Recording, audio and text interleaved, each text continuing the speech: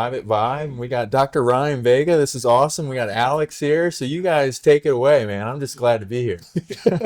Ryan, well, thanks for doing this. I interviewed you, I think, a year and a half ago. Yeah. Tell us what happened to Vantiq since then, and I assume a lot of change since then. Yeah, a lot of changes. Well, first, two of my favorite podcasters, so thanks for having me here.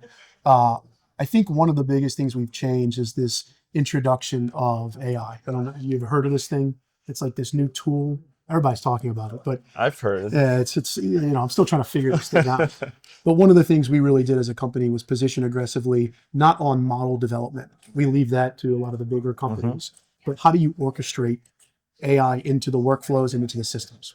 What I see is really the biggest opportunity in healthcare right now is, for the first time, it seems economically viable to start attacking the micro workflows, the small things that actually drive healthcare delivery inside the hospital. Everybody wants to think healthcare is this big workflow. It's not. Every nurse, every doctor, every respiratory therapist, whoever it may be, has their own individual workflow.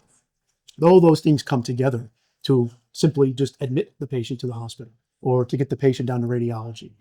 And now we can start to introduce solutions that actually make those things more enjoyable for the patient because they have better awareness of what's going on, such as actually what time they're going to be discharged versus saying we think it's going to be sometime this afternoon, versus things such as, and this sort of sounds a little bit ridiculous, but it's actually a big problem. Where are my wheelchairs? Right? I don't have RTLS systems throughout my hospital, but I've got cameras everywhere. Right. So using an object recognition model to just say, hey, I've got 20 wheelchairs sitting in the parking lot, right? And I got to move patients down. So these tiny little things we can actually start solving with new types of platforms and capability. And that's been a big part of what we've been focused on. Well, wheelchairs is definitely a good example, but I think you recently just posted that actually, thanks to Vantiq, some lives were saved. Yeah. Can you tell us more? Yeah. So we're seeing sort of the broader implications of AI. And really what this centers on is how do you move care further upstream? So you can think about things like intelligence in the back of an ambulance. So a medic who can actually connect with the physician in real time, or telecritical care, where you have physicians who are more remote, but now you have the ability to scale using intelligent systems to monitor patients in real time. You think of sort of the rate limiting step there, you have to have a provider sitting and looking at a screen or logging into a system. Instead of the systems just continuously monitoring and then communicating with the provider to say, hey, look, something's changed in this patient. You need to pay attention to this individual. That not only enables you to scale, because now you're not sort of rate limited by the number of physicians who have to sit in a room and kind of look at all these clunky screens, but it's also more proactive. So the idea of being more proactive and preventative. And as we've seen these implementations, we've actually seen the clinical impact extend to sort of, in your point, lives being impacted directly, versus we also know that there's a financial implication here as well. I know that you do a lot of work outside of the US as well. I think Japan, right? Japan, Saudi, Korea, the Philippines now. So tell us, what's different, working with other countries compared to the US health system? The problems are all the same. Okay. When you go talk to the Philippines, when you go talk to Japan, it's all the same problems. Length of stay's too long. It's hard to get patients in and out of the hospital. How do we do hospital at home or remote patient monitoring better? Our EMR systems or our digital systems are clunky. And so they're all the same problems.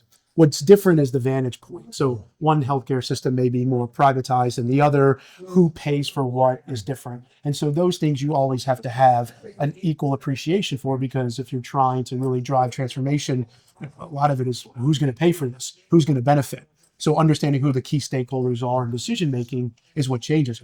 But the problems are the same. I mean, providers are wrestling with an overwhelming amount of administrative burden, or wrestling with an overwhelming amount of just knowledge that they have to sort of consume.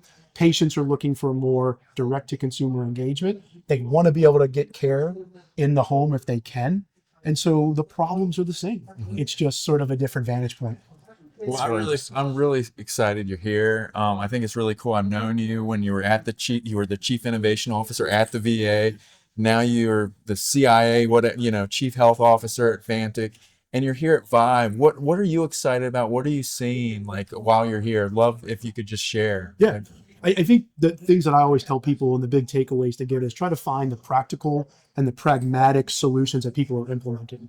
So go see the presentations or the sort of speeches by individuals who have led some type of transformation and try to find those nuggets. There's a lot of vendors out here, and I'm a vendor myself, so I can, I guess, beat up on us. We tend to overhype what we do. We tend to try to push because we're trying to, make a difference and in some ways make a sale. But listening to the individuals who are actually having to wrestle with how do I make sense of this chaotic world, what works and what doesn't, that's really, I think, the practical things. And I tell this to vendors too, because listen to what the clients are really looking for and position yourself to help solve those problems, and you'll do really well.